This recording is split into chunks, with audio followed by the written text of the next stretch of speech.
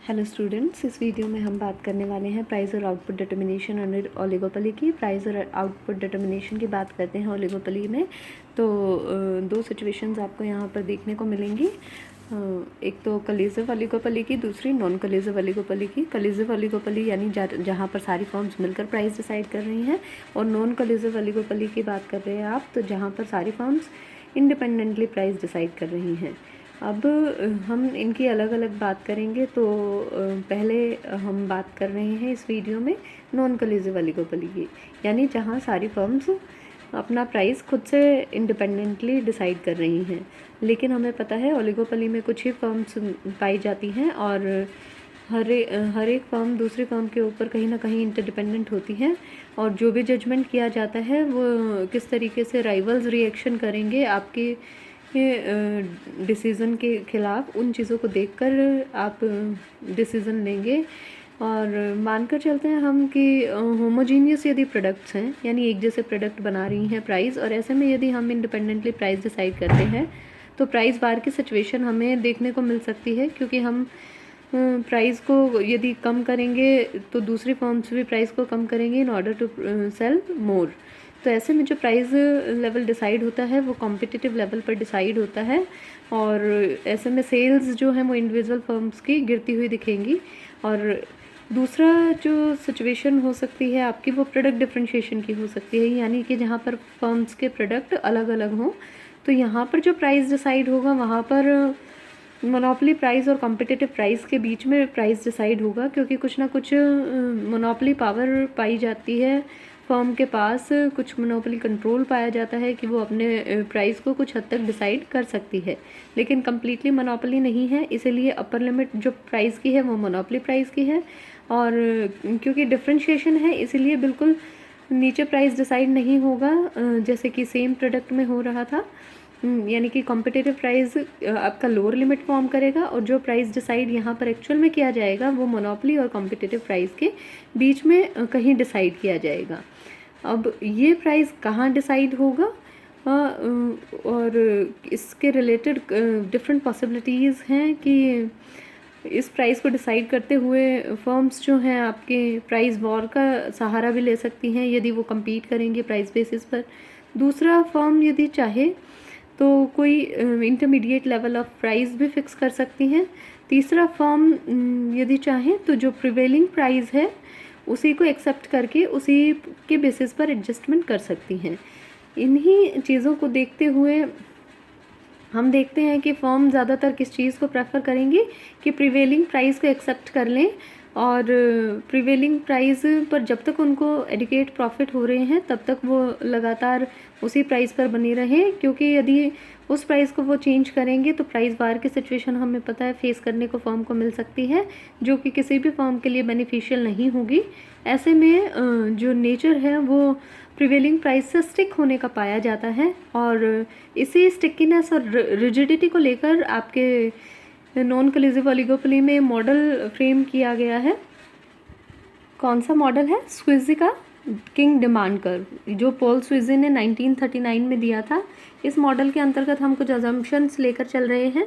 पहली अजम्पशन क्या है कि एक फर्म रिड्यूस करेगी अपना प्राइस तो बाकी फर्म भी रिड्यूस करेंगी।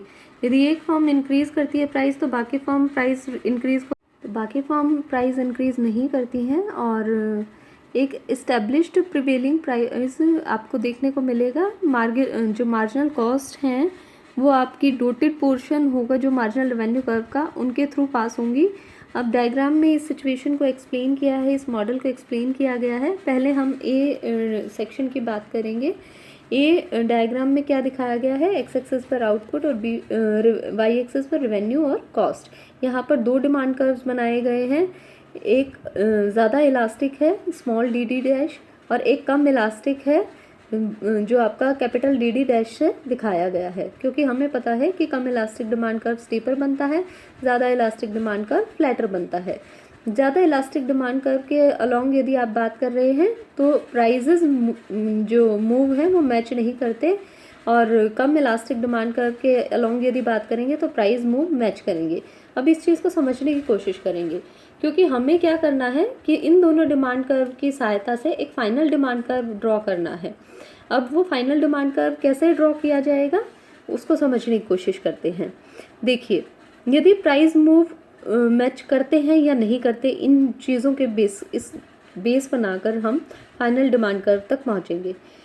अब हमने कहा कि जैसे ही कोई फर्म प्राइस इंक्रीज़ करेगी तो बाकी फर्म्स प्राइस इंक्रीज़ नहीं करेंगी, यानी price move do not match. Price move match नहीं करेंगे तो क्या होगा कि एक फर्म के प्राइस यहाँ से ऊपर इंक्रीज़ करने के बाद उसकी जो क्वांटिटी में रिडक्शन देखने को मिलेगा वो कहीं ज़्यादा होगा, बाकी फर्म्स क्योंकि प्राइस इंक्रीज़ नहीं कर रही हैं। तो ऐसे में जो डिमांड कर्व होगा या वो होगा ज़्यादा इलास्टिक। ज़्यादा इलास्टिक क्यों होगा? क्योंकि वहाँ पर थोड़ा सा भी प्राइस चेंज करने के कारण फर्म के आउटपुट में ज़्यादा चेंजेस देखने को मिलेंगे। इसीलिए ये जो ज़्यादा इलास्टिक डिमांड कर्व है, हम जहाँ पर प्राइजेस मैच नहीं करते हैं, यानी एक फर्म के प्राइस बढ़ाने पर दूसरी फर्म्स प्राइजेस को नहीं बढ़ाएंगी, वो पोर्शन लिया गया है प्राइस इंक्रीज़ के लिए। डीसी डिमांड कर्व का पोर्शन हमने ले लिया। दूसरे डिमांड कर्व की यदि आप बात करते हैं तो यहाँ पर प्राइजेस मूव मैच करेंगे। प्राइस मूव कब मैच करेंगे? जब एक फर्म प्राइस को डिक्रीज़ कर रही है तो बाकी फर्म भी प्राइस को डिक्रीज़ कर देती हैं। तो इस प्राइस से नीचे फर्म यदि प्राइस डिक्रीज़ करती है तो बाकी फर्म भी प्राइस को डिक्रीज़ कर देंगी, और प्राइस डिक्रीज़ के कारण जो आपकी फर्म, पहली फर्म जिसने प्राइस डिक्रीज़ किया था, आउटपुट को जितना बढ़ाना चाहती थी उतना उसका आउटपुट नहीं बढ़ पाएगा, सेल नहीं बढ़ पाएगी, क्योंकि बाकी फर्म्स भी प्राइस डिक्रीज़ कर देती हैं। तो ऐसे में प्राइस डिक्रीज़ के कारण जो क्वांटिटी में चेंज आना चाहिए था, जो ज़्यादा सेल बढ़नी चाहिए थी, ज़्यादा आउटपुट बढ़ना चाहिए था, वो नहीं बढ़ता। तो प्राइस डिक्रीज़ के कारण कम चेंजेस देखने को मिलते हैं आपकी क्वांटिटी चेंज में। तो प्राइस डिक्रीज़ के कारण कम चेंजेस देखने को मिलेंगे, क्वांटिटी चेंज में कम चेंजेस देखने को मिलेंगे। इसका क्या मतलब है कि लेस इलास्टिसिटी है। लेस इलास्टिसिटी कहाँ पर है? स्टीपर कर्व पर। तो ये जो स्टीपर कर्व है, प्राइस डिक्रीज़ होने के लिए इसके नीचे वाला पोर्शन हम लेंगे स्टीपर कर्व का, लेस इलास्टिक कर्व का। जहाँ लेस इलास्टिक का क्या मतलब है? जहाँ प्राइस में चेंज होने के कारण क्वांटिटी में चेंज कम आता है। और ऊपर वाले के लिए हमने मोर इलास्टिक पोर्शन लिया था, जहाँ पर प्राइस में चेंज होने के कारण क्वांटिटी में चेंज ज़्यादा आता है, क्योंकि ऊपर वाले पोर्शन पर फर्म्स, कोई भी फर्म प्राइस इंक्रीज़ नहीं करती है और प्राइस मूव मैच नहीं करते हैं, इसीलिए क्वांटिटी में चेंज ज़्यादा आता है, क्वांटिटी ज़्यादा रिड्यूस हो जाती है इंक्रीज़ करने वाले फर्म की। और क्योंकि नीचे वाले पोर्शन पर यदि कोई फर्म प्राइस डिक्रीज़ करेगी, बाकी फर्म भी प्राइस डिक्रीज़ कर देंगी, तो क्वांटिटी में चेंज कम देखने को मिलेगा। यहाँ पर प्राइस मूव मैच कर रहे हैं, यानी सारी फर्म्स प्राइस डिक्रीज़ कर रही हैं। तो हमारे पास फाइनल डिमांड कर्व जो आएगा वो D आएगा। अब इसी को बी पार्ट में हमने कंटिन्यू किया है। वही बी पार्ट में भी एक्स एक्सेस पर आउटपुट और वाई एक्सेस पर रेवेन्यू और कॉस्ट बनाया गया है। और D' हमने एक डिमांड कर्व बनाया है, जो कि हमने ए डायग्राम से बनाया था, दो डिमांड कर्व को मिलाकर। और किंक डिमांड कर्व था, जहाँ सी पर किंक है, मतलब एक चोंच उभरी हुई है। इसी तरीके से इसी डिमांड कर्व को हमने यहाँ बना दिया। इसके पैरेलल फिर हमने नीचे मार्जिनल रेवेन्यू कर्व ड्रॉ किए। अब क्योंकि सी से ऊपर यदि आप इलास्टिसिटी की बात करते हैं तो डिमांड कर्व कैसा था आपका? फ्लैटर, यानी इलास्टिसिटी ज़्यादा थी। और इससे नीचे यदि बात करें तो आपका डिमांड कर्व कैसा है? स्टीपर, खड़ा हुआ। यहाँ पर इलास्टिसिटी कम है, यानी सी पॉइंट एक ब्रेक है जहाँ पर इलास्टिसिटीज़ अलग अलग हो रही हैं दोनों डिमांड कर्व के सेगमेंट्स की। तो इसीलिए आपका मार्जिनल रेवेन्यू कर्व भी ब्रेक के साथ बना, इस इलास्टिसिटी के डिमांड कर्व के अनुरूप बनेगा। और फिर नीचे इस इलास्टिसिटी के डिमांड कर्व के अनुरूप आपका एमआर कर्व ड्रॉ किया गया है। सी पर इलास्टिसिटी अलग हो रही थी, तो सी पर एक ब्रेक देखने को मिलता है एमआर कर्व में, और डॉटेड लाइन ड्रॉ की गई है। अब ज़रूरत क्या है हमें समझने की कि क्या जो आपके प्राइस हैं वो स्टिक रहेंगे, प्राइस रिजिडिटी मिलेगी, क्योंकि प्राइस तो सी किंक पर डिसाइड कर लिया गया है और इसी के कॉरस्पॉन्डिंग कोई क्वांटिटी ऑफ आउटपुट भी डिसाइड किया गया है। अब ये प्राइस स्टिक क्यों रहेगा, इस चीज़ को समझने की बात है।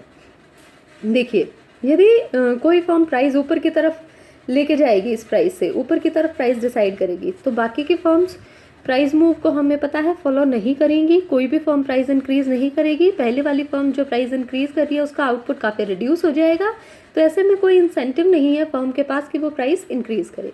वहीं दूसरी तरफ यदि फर्म प्राइस डिक्रीज़ करती है तो दूसरी फर्म्स भी प्राइस डिक्रीज़ कर देंगी, और यदि सारी फर्म्स प्राइस डिक्रीज़ करेंगी तो जो मोटिव था प्राइस डिक्रीज़ करने का फर्म का, आउटपुट किस को बढ़ाना, सेल को बढ़ाना, वो अचीव नहीं कर पाएगी क्योंकि बाकी फर्म्स ने भी प्राइस डिक्रीज़ कर दिया है।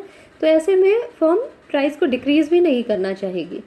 और यदि आप डोटेड पोर्शन के अलोंग देखते हैं, डोटेड पोर्शन के अलोंग कोई भी मार्जिनल कॉस्ट हो सकती है, MC1, MC या इससे ऊपर भी कोई मार्जिनल कॉस्ट हो सकती है। मार्जिनल कॉस्ट कितनी भी वेरी कर सकती है डोटेड पोर्शन के बीच में, लेकिन यहाँ पर हमें ये पता चलता है कि इस ब्रोकन पार्ट पर, किंग डिमांड कर्व पर, कितना भी आपकी कॉस्ट में चेंजेस हो जाए उसका प्राइस और आउटपुट पर कोई इफेक्ट नहीं पड़ता, क्योंकि आउटपुट फिक्स है और प्राइस भी फिक्स है। तो कॉस्ट चाहे ये हो चाहे ये हो, हर कॉस्ट के लिए चाहे उससे ऊपर ड्रॉ कर दी जाए, आपका आउटपुट फिक्स रहेगा, आपका प्राइस भी फिक्स रहेगा। तो डोटेड पोर्शन में भी आउटपुट और प्राइस फिक्स है। ऊपर की तरफ प्राइस मूव करना नहीं चाहती फर्म्स क्योंकि काफ़ी रिडक्शन देखने को मिलेगा। नीचे की तरफ भी प्राइस रिड्यूस नहीं करना चाहती फर्म्स, क्योंकि जैसे ही प्राइस रिड्यूस करेंगी बाकी फर्म्स भी रिड्यूस कर देंगी, और जो प्रॉफिट ओरिएंटेड उनका मोटिव था वो सक्सेसफुल नहीं हो पाएगा। अब ये कारण है कि आपके प्राइजेस जो हैं ओपी पर स्टिक पाए जाते हैं या रिजिड नेचर के पाए जाते हैं। अब क्रिटिसिज्म की यदि आप बात करें तो सबसे पहली बात है कि प्राइस डिटर्मिनेशन को एक्सप्लेन नहीं किया गया है इस मॉडल में। हमने ये तो बात कह दी कि प्राइस जो होगा ओपी पर स्टिक रहेगा, चेंज नहीं होगा, लेकिन जिस चीज़ को इग्नोर किया कि प्राइस ओपी पर ही डिसाइड क्यों होगा या किंग पर ही डिसाइड क्यों होगा, उसके प्रोसीजर को इस मॉडल ने कम्प्लीटली इग्नोर किया है। रॉन्ग अजम्पशंस ली हैं। एक तरफ हम ये कह के चल रहे हैं कि प्राइस इंक्रीज़ को फॉलो नहीं करती फर्म्स, प्राइस डिक्रीज़ को करती हैं, लेकिन जब भी इन्फ्लेशनरी टेंडेंसीज इकोनॉमी में देखने को मिली हैं तो एम्पिरिकली ये पाया गया है कि प्राइस इंक्रीज़ को भी फॉलो करती हैं फर्म्स, और इन्फ्लेशनरी टेंडेंसीज में सारी ओलिगोपोली फर्म जो है अपना प्राइस बढ़ा देती हैं। फिर नॉन प्राइस कंपटीशन की कोई बात नहीं की गई है यहाँ पर, केवल प्राइस पर फोकस किया गया है, जबकि जो ओलिगोपोली फर्म्स हैं वो एक दूसरे से नॉन प्राइस कंपटीशन बेसिस पर भी compete कर सकती हैं, कुछ कंसेशंस देकर, कुछ गिफ्ट्स देकर। फिर जो लास्ट पॉइंट है कि कॉम्पिटिटिव रिएक्शंस को इग्नोर किया गया है। यहाँ पर एक प्राइस फिक्स कर दिया गया है जो प्रिवेलिंग प्राइस है, और उसी को सारी फर्म्स लेने को तैयार हैं, और सभी फर्म्स उसी प्राइस पर अपना आउटपुट डिसाइड करती हैं। लेकिन ये चीज़ इग्नोर कर दी है कि अगर एक फर्म किसी तरीके से रिएक्ट करती है तो उसके बदले में दूसरी फर्म्स भी रिएक्ट करेंगी। उन रिएक्शन पैटर्न्स को यहाँ पर ड्रॉ कर नहीं दिखाया गया है।